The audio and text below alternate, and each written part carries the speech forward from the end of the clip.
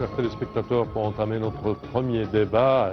Alors que les tensions entre Washington et Téhéran continuent de peser sur la situation au Moyen-Orient et certainement l'affecter négativement, l'avenir du détroit d'Ormuz reste au cœur des préoccupations internationales, surtout avec les déclarations contradictoires, exigences iraniennes et pressions américaines. Quelles sont les perspectives d'une désescalade et quelles pourraient être les conséquences d'une fermeture prolongée du détroit d'Ormuz pour certainement la navigation internationale et surtout les navires transportant le carburant, pétrole et gaz naturel. Pour parler de tout cela, nous avons le plaisir d'accueillir aujourd'hui, chers téléspectateurs, dans notre studio, Dr Baha Ibrahim, qui est journaliste. Bonjour et bienvenue. Bonjour.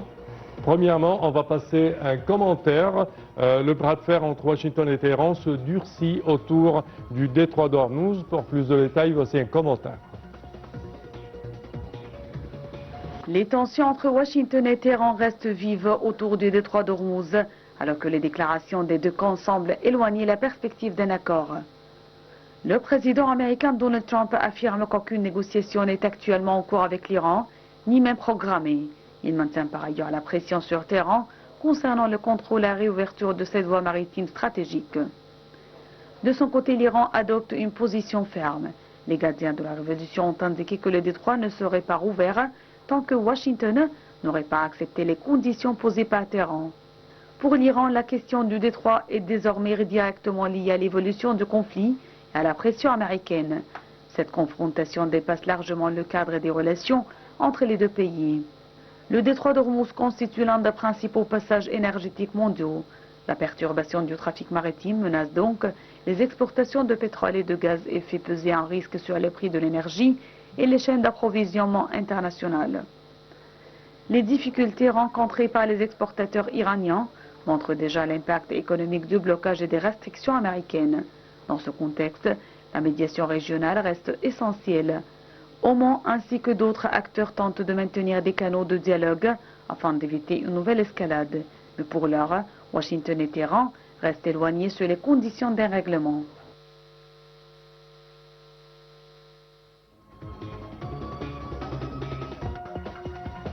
Et pour parler de ce sujet, mesdames et messieurs, nous retournons avec vous, avec notre invité, Dr Baha Ibrahim. Premièrement, comment interprétez-vous le démenti de Donald Trump concernant l'existence de négociations avec l'Iran? Et est-ce le signe d'une rupture du dialogue ou tout simplement une stratégie pour influencer les négociations? Alors, tout d'abord, je devrais souligner que cette guerre, d'un point de vue stratégique, juridique et même politique, donc est infondée. Alors, cette guerre s'est déclenchée le 28 février 2026. On a attendu, ou cette guerre nous avait fait vivre pendant des semaines, des mois, dans une certaine ambiguïté, des revirements. Et on a attendu le fameux moment politique. Alors c'est quoi? C'est que cette guerre se recentrerait finalement sur le conflit ou sur le détroit d'Ormuz. Maintenant, peut-être le paysage politique ou celui du conflit est beaucoup plus clair. Oui. La guerre ou les confrontations se sont recentrées sur deux fronts. Alors, au début, c'était une guerre multipartie. Aujourd'hui, c'est une guerre là où il y a deux fronts. Tout d'abord, donc Israël-Liban et les États-Unis d'Amérique contre donc l'Iran. Bien. Et pourtant, nous vivons toujours dans des revirements incessants. Alors, le 18 août, Trump vient de dire qu'il n'y a pas de pourparlers, ni maintenant en cours, ni qui sont prévus. Alors que, je crois, lundi, ou il y a quelques jours, il a pourtant parlé qu'il y a certains canaux de communication qui sont donc ouverts avec les gardiens de la Révolution et même certains responsables de la Maison-Blanche ont estimé qu'il y a des résultats positifs et que Trump attend ou s'attend à ce que Téhéran soit prêt à conclure donc un accord. ce qui n'est pas le cas. Et on se trouve maintenant face à quoi? Face à Trump qui refuse, bien sûr, le mémorandum a expiré le 18 août et le président Trump refuse d'étendre ce mémorandum. Alors ici, on parle de quoi finalement? On parle d'une diplomatie, je dirais, chaotique. D'habitude, on connaissait que les guerres, avant les négociations, les guerres se terminaient par un cessez-le-feu. Oui. Et une fois sur la table de négociation, on s'asseyait. Oui. Il n'y avait pas de combat. Oui. Les combats sont arrêtés avant les négociations. Oui. Et une fois qu'on est sur la table de négociation, ça prend des mois et on arrive à un compromis entre les deux parties. Là, ce n'est pas le cas du tout.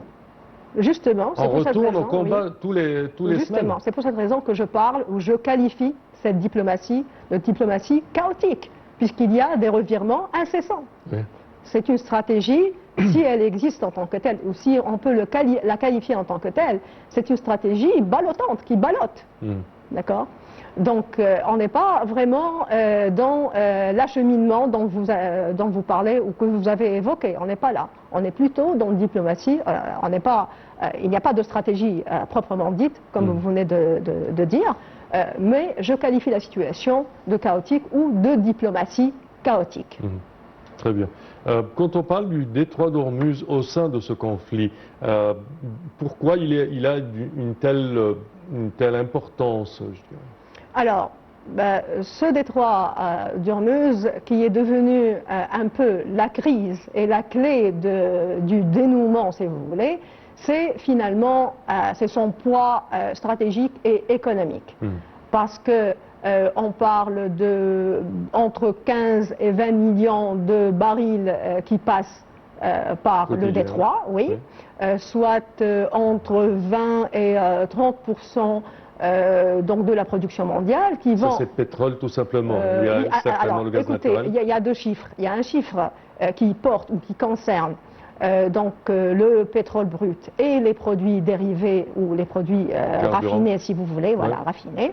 Et il y a des échanges donc mondiaux. Dans les deux cas, les pourcentages, les chiffres vont de 20 à 30%, 25%, bien sûr, selon les sources, donc les chiffres diffèrent un peu. Mais c'est toujours important lorsqu'on parle, d'accord, et qui vont donc essentiellement vers l'Asie. Alors, lorsque on parle d'indisponibilité de ce détroit, on parle donc c'est que l'essentiel de la capacité de production des réserves mondiales s'effondre. Il n'y en a plus. Oui. Et c'est ça ce qui rend la tâche, ou ce qui rend la chose, si vous voulez, d'un tel poids. C'est que finalement, c'est pour cette raison que j'ai qualifié au début et que j'ai qualifié ce moment de moment politique. C'est quoi le créateur du moment politique? C'est le fait que le conflit se recentre sur les détroits d'Ormuz. Or, avec ça, on avait cru que le détroit d'Ormuz, ça sera une raison, si vous voulez, largement suffisante, ou un motif largement suffisant, qui a un certain poids, une certaine ampleur, pour réunir tous sur la table, mais on assiste à quoi, finalement? À une diplomatie complètement chaotique. Oui, certainement. Certainement. L'Iran peut-elle réellement maintenir le détroit fermé ou limité sans s'exposer à une confrontation militaire directe avec les États-Unis, selon vous?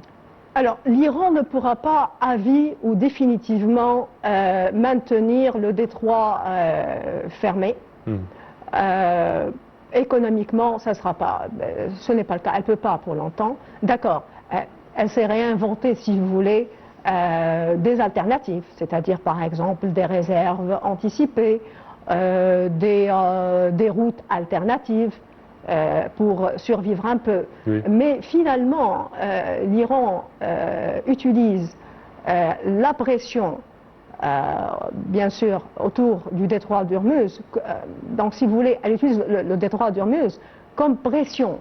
Et non pas comme un levier de résistance éternelle. Non, elle ne peut pas tenir.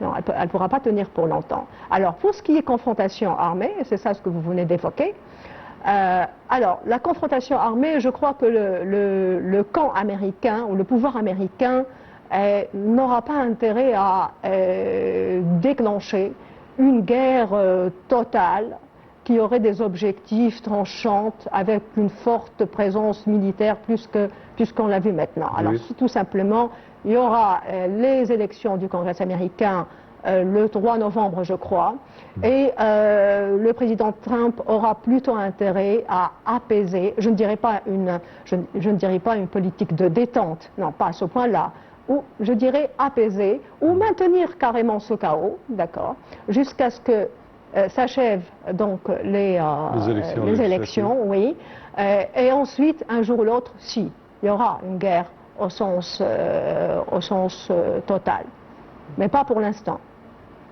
Maintenant, j'estime que les États-Unis d'Amérique essaieraient de maintenir ce chaos, ce statu quo, d'accord, jusqu'à novembre. En parlant de ce scénario, quelle est la réaction de l'Iran là-dedans, avec une guerre en toute ampleur? D'accord. Alors, l'Iran, tout d'abord, nous devons souligner la nature du pouvoir iranien.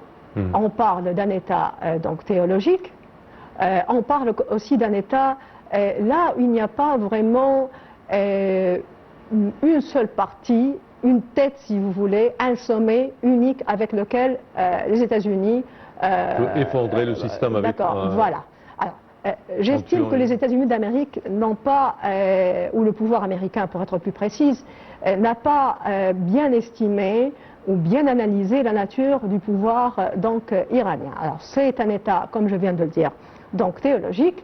Il n'y a pas un seul sommet avec lequel, ou comme vous venez de le dire, si on le fait tomber, ça y est, le régime iranien tombe. Non, c'est très complexe.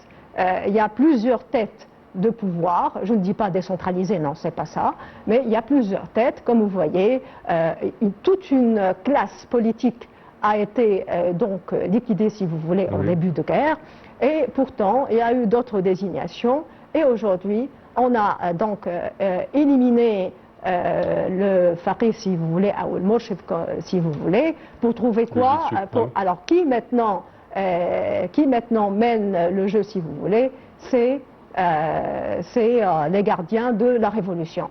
C'est encore, si vous voulez, un camp, une partie du pouvoir qui est plus rigide et qui n'a jamais appris à négocier. Donc les choses ont tendance à se complexifier beaucoup plus que s'arranger. Oui, oui, bien sûr, bien sûr. Donc cette nature du pouvoir, aussi c'est un pouvoir, j'avais écrit une feuille de réflexion là-dessus, là où j'ai réfléchi sur le concept de l'état profond. Alors, l'état profond dans n'importe quel état dans le monde, c'est toujours un état qui est caché, qui est discret. Oui. Dans le cas de l'Iran, c'est vraiment différent. On a un état profond qui s'expose. Donc, c'est vraiment atypique. Il s'impose, je dirais même. Oui, s'expose, c'est-à-dire il s'affiche. Oui, et s'impose directement. Oui, il s'impose et s'expose. Et là, on voit la partie la plus fanatique qui monte au sommet. Et ça ne risque pas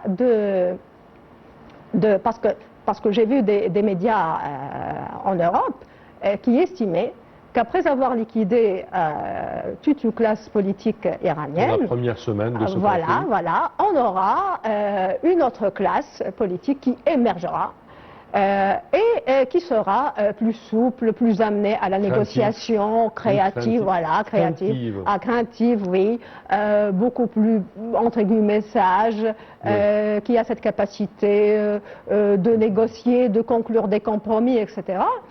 Mais là, au contraire, ce qui monte, c'est la partie la plus fanatique.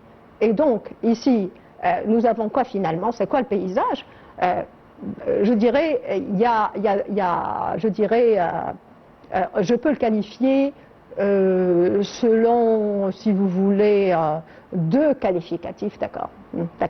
Alors, d'une part, il y a un épuisement mutuel, bien entendu, un épuisement de la part d'Iran. Là, les chiffres, parce que l'Iran, déjà, économiquement, avant la guerre, les choses n'allaient pas très bien.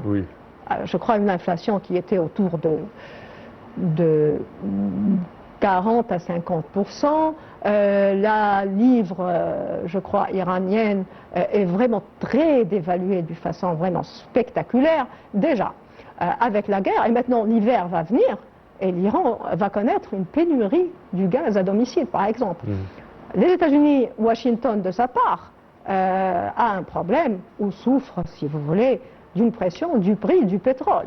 Donc, un épuisement mutuel d'une part, donc ça d'une part, et un blocage diplomatique de l'autre part, qui nous rend aujourd'hui, on se dit, il n'y a pas vraiment, je dirais, un schéma ou une voie, une perspective de négociation qui se dessine. Et on ne peut pas aussi, même le calendrier, si on parle de calendrier, parce que vous venez de parler de cessez-le-feu, négociation, d'accord.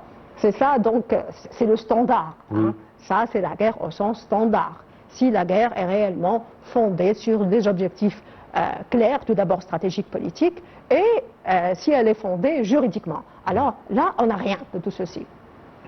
D'accord. Avec une nature du pouvoir qui est tout de même des deux côtés, attention, hein, d'accord. Donc, des égaux, je dirais égaux théologiques, égaux populistes de l'autre côté, d'accord.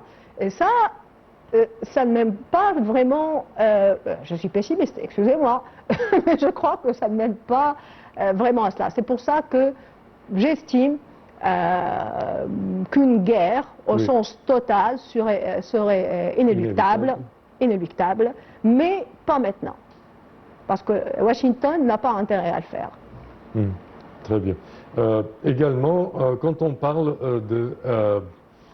des pays avoisinants, quel rôle les pays du Golfe, notamment l'Arabie Saoudite, l'Oman, les Émirats Arabes Unis, peuvent-ils jouer afin d'éviter une escalade? Alors, pour le Golfe, cette situation est bien particulière. Alors, tout d'abord, je devrais souligner que les pays du Golfe n'optent pas pour les mêmes options. Alors, tout d'abord, il y a je devrais souligner une distinction claire entre la stratégie de l'Arabie Saoudite et les Émirats Arabes Unis, par exemple. Alors, l'Arabie Saoudite est beaucoup plus pour une politique de détente, d'apaisement, de solution, d'accord? Donc, elle fait partie même des médiateurs, alors que les Émirats Arabes Unis optent beaucoup plus pour une solution militaire. Mais, en gros, j'estime que le Golfe en général essaye donc de s'adapter. Alors, je devrais aussi souligner quelque chose, que au début de la guerre, le premier mois de la guerre, des économistes illustres et érudits ont estimé que l'économie mondiale ne peut absolument pas tenir le coup plus que 3 mois. Alors, aujourd'hui, qu'est-ce qu'on trouve? On trouve une économie, qu'est-ce qu'on voit? Une économie mondiale qui s'adapte finalement. Donc, pour le Golfe, oui, avec toutes les contraintes, avec les pertes, avec tout le chaos, et pourtant, on s'adapte. Alors pour le Golfe, il essaye de s'adapter en trouvant des routes d'exportation alternatives d'une part, toujours cette coordination sécuritaire régionale, bien sûr, ça, le Golfe a été toujours comme ça, et puis il y a un certain ménagement des relations avec les États-Unis et l'Iran. Mais bien sûr, les objectifs sont distincts. Oman n'est pas, comme je viens de le dire, comme l'Arabie Saoudite, elle a d'autres enjeux, puisqu'elle essaie de conclure des accords avec l'Iran, et les médiateurs attendent un peu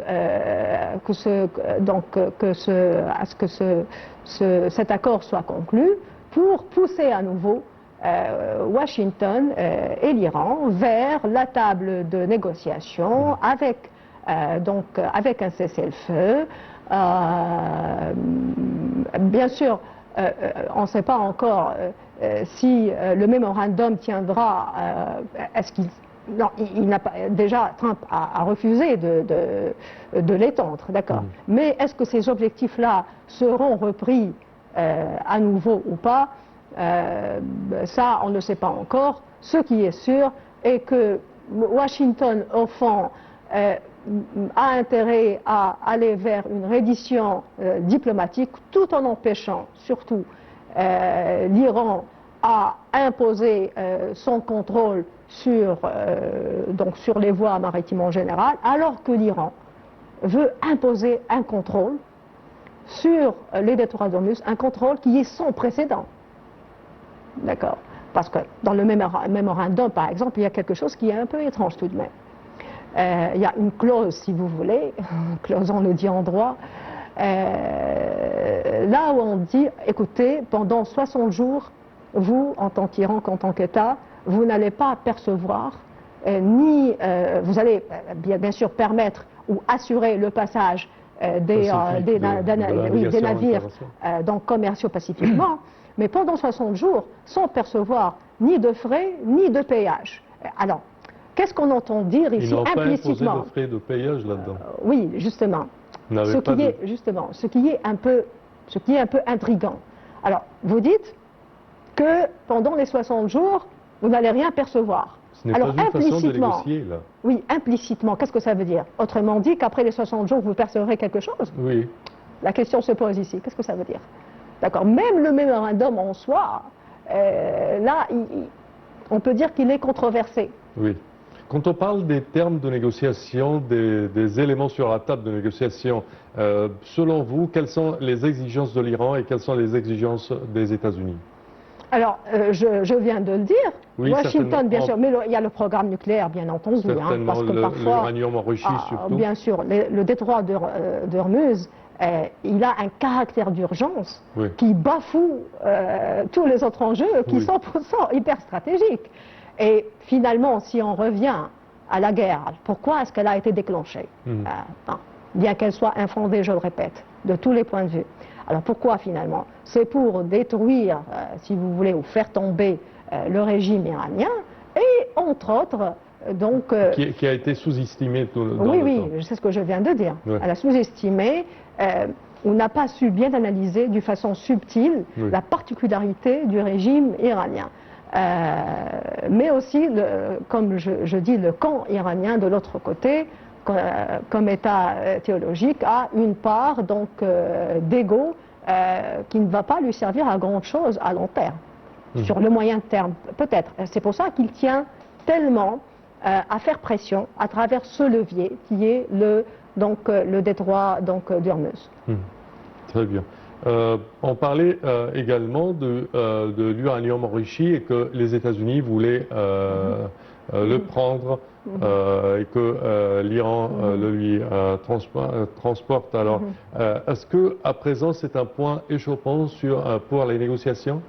Non, moi je pense que les États-Unis d'Amérique voudraient que ce programme nucléaire soit carrément annulé, soit fini à jamais.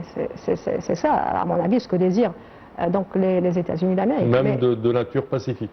Là, c'est quelque chose d'assez complexe. Encore faut-il vérifier qu'il s'agit réellement. Encore faut-il vérifier ça. Comment est-ce qu'elle pourrait s'assurer que les objectifs ou les buts sont comme ça? Mais vous savez, la région va plutôt vers l'entêtement, le chaos. Alors, là aussi, l'Iran donc avait recours à Dubaï pour faire des transactions donc économiques et financières, puisqu'elle est exclue du système SWIFT mondial. Alors justement, les Émirats arabes unis viennent de suspendre toute transaction financière et économique jusqu'à nouvel ordre. Alors, qu'est-ce que les Émirats arabes unis entendent par nouvel ordre? Là, c'est encore une question, c'est encore un mystère. Quand on parle de cette situation, le vrai malheur, c'est que ça pèse sur l'économie mondiale, ça pèse sur les prix des denrées alimentaires dans le monde entier, certainement avec les prix du carburant qui ont augmenté, les frais de la transportation maritime qui ont plus que doublé, avec les assurances qui ne cessent de grimper. Quelle est votre perspective ou comment lisez-vous le futur proche de ce conflit? Alors, le futur proche, tout d'abord, je devrais donc parler de quelques continents qui vraiment sont en crise. Oui. Il y a par exemple l'Europe, bientôt c'est l'hiver. L'Europe tire 12 à 14% du gaz naturel liquéfié du Qatar et c'est acheminé via Hormuz par exemple. Oui. Il y a certains États de l'Asie comme Bangladesh, Vietnam, Philippines, Pakistan qui n'ont pas de réserve pétrolière carrément. Oui.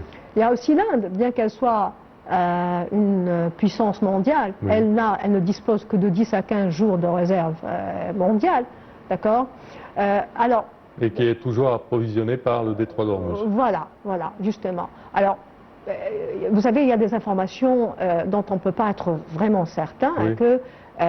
Il y a eu des passages, malgré les déclarations donc iraniennes qui disent que c'est bloqué. Les États-Unis d'Amérique, je crois, qu'elles ont démantelé ou éliminé des mines pour forcer le passage d'un certain nombre de navires entre le mois, je crois, de juin, de juillet ou juillet, août. Bien sûr, il y a des partis comme le clan européen, parce que, écoutez, l'Europe n'a pas vraiment une force de pression. Oui. Donc, qu'est-ce qu'elle fait? Elle essaie toujours de maintenir, de garder des canaux de communication avec l'Iran pour arranger un peu donc ses besoins, pour voir un peu ses besoins. Ça. Donc chaque partie aussi, cette guerre, on ne peut pas voir vraiment des alliances claires. Alors lorsqu'on parle de guerre, on parle d'alliance. On ne voit pas des alliances ici. On voit que chaque partie, selon ses intérêts, aménage les relations à sa façon. La Chine a par exemple un poids diplomatique par rapport au régime de Téhéran. La Russie, non, c'est un levier donc limité. Elle soutient, ok, l'Iran, mais c'est un levier limité.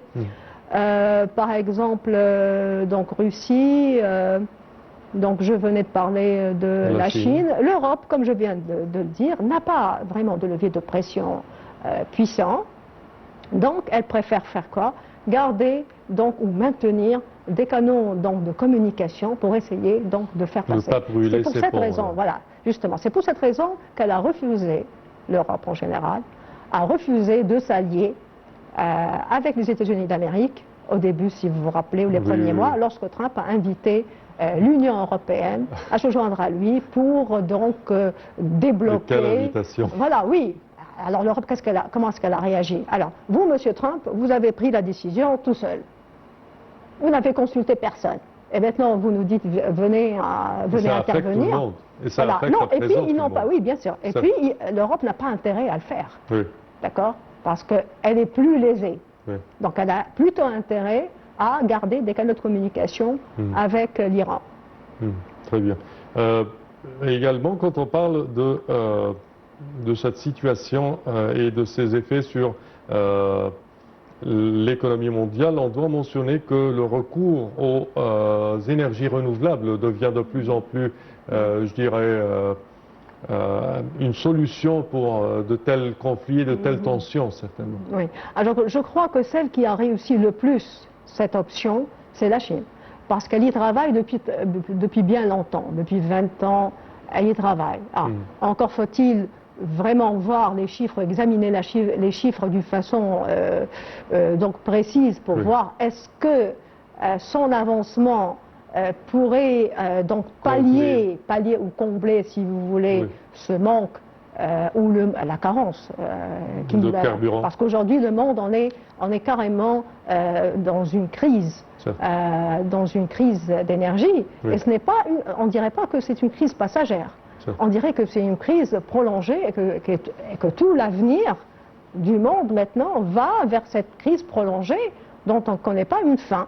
Alors, est-ce que la Chine actuellement, il faut voir les chiffres d'une façon très précise pour pouvoir donc évaluer ça. Nous avons moins Bien de 10 sûr. minutes.